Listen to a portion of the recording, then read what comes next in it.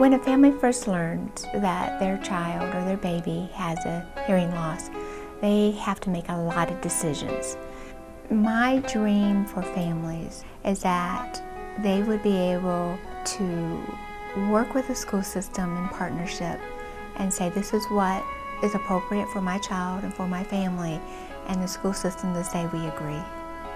Because it's a very tough journey. A journey that Elizabeth Adams and Jacob Raymer and their families are making successfully. Polar bear. The polar bears. What was the polar bear doing? Swimming. He was swimming in the mud. No, there Oh, tell me the whole thing. Bears in the water. Look at my house. My house has a chimney. Yeah. She's helping different teams. Okay. Like she helped the Detroit Shock. It's absolutely marvelous to see and to hear these youngsters who had no hearing. And now they hear and they understand, and sounds to them are just as beautiful as they are to us. Squirrel. Good. Hard word. It is a very hard word. Can I have a purple spider and a green spider and a green spider and a red spider and a blue spider? You wanted. All of them. Oh, you won. Yeah, I didn't even see that. I didn't see that one either. And they speak, and in many cases, the speech is as clear as anything you and I would do. I'm gonna go to my mom's hometown where she grew up in Scranton. When she moved to in Indiana. Where's Scranton? In Pennsylvania. Leaders worldwide, including First Lady Michelle Obama, have visited Haiti since the earthquake. St. Joseph is a place where miracles happen. Where's the bus? It's a joyful place. Open shop. St. Joseph's is a place where learning is happening from the front door to the back door, in the hallways, in the classrooms, in exchanges that are incidental throughout the day. Language is infused in everything that happens here, and every exchange is a learning exchange. You walk into St. Joe's classrooms and you see this teacher, this person that's helping this youngster, and you watch the children's eyes and you see them light up. And you know they know it. But to successfully guide children with profound deafness into the hearing world takes years of experience. Audiologists require a graduate degree and 4 years of clinical work. Speech pathologists require a master's degree and up to 5 years in the field to be considered expertly trained. And while it's true that many local schools have programs for other types of special needs children, many are not fully prepared to handle the challenges that go along with a child with hearing loss. When I'm approached by a school district, one of the things they want to know is, why can't we do this in our local community? Dr. Tamala Bradham knows this story well.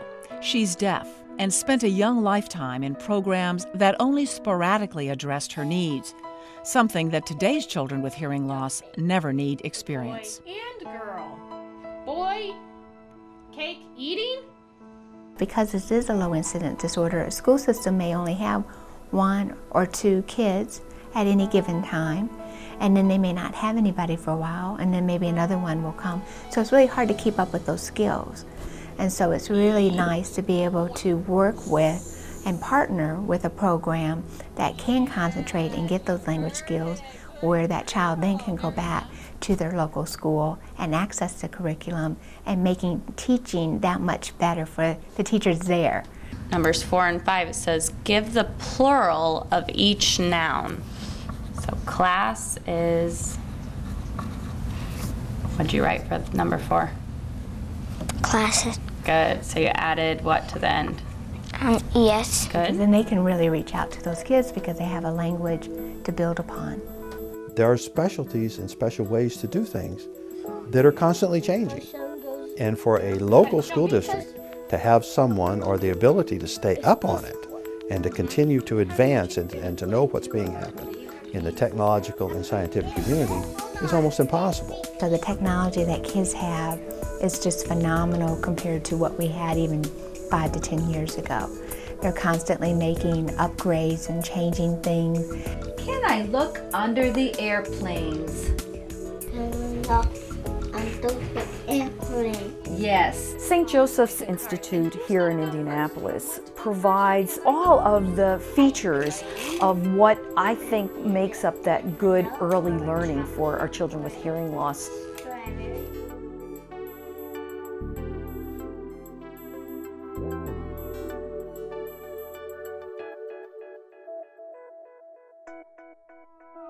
And anytime I add resources in one place, I have to take resources away from another place. So one of my biggest issues was, is it a good bang for the buck? And from my perspective, St. Joseph, it's overwhelmingly yes. That is the place in Indiana to send a child that has a hearing impairment.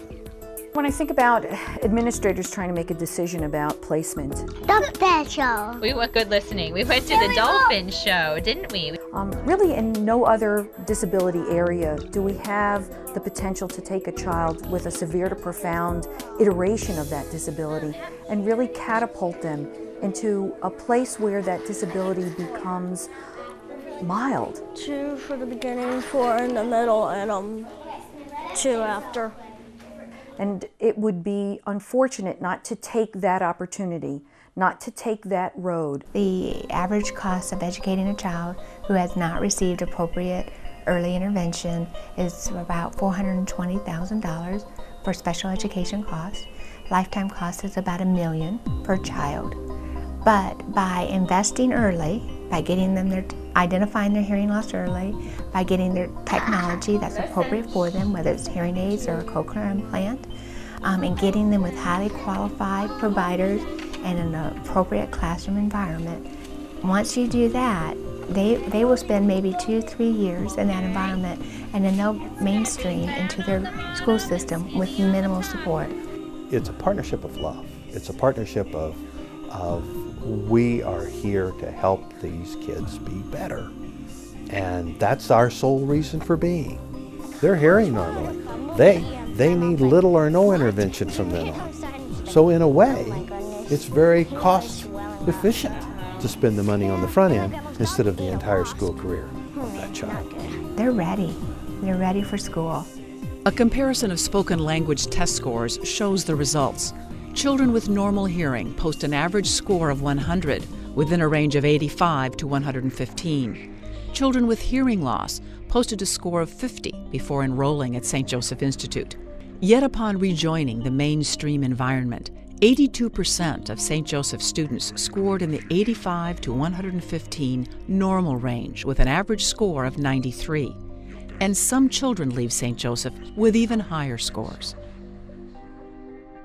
Children can become active participants in their classrooms and not passive students in the background kind of hanging on by their fingernails, hoping to figure out what's happening during the course of the school day. They are indeed engaged in active academic learning throughout the day. That teacher is going to be able to use their talent in educating them about science and mathematics and introduce them to the world of literacy. Their job is going to be so much easier because that child now has a foundation for language, and they can communicate just like you and I and communicate with their peers. Jacob Raymer! Good job, Jacob. Congratulations. Class Citizen Award for the class awards was voted, Jake Raymer was voted. Good job. First of all, that child is now attaining what they're possible, and we all want that. There's not a school administrator in this state, there's not a teacher, there's not a parent in this state that doesn't want that for each and every child. Who is in the middle of this picture? Me. Jacob! And when you think about where that child started and where they are now, and how important it was for early intervention and people to know what they were doing to get them capable of what they were capable, that's magic. And no other word for it. But yeah, magic's the right word.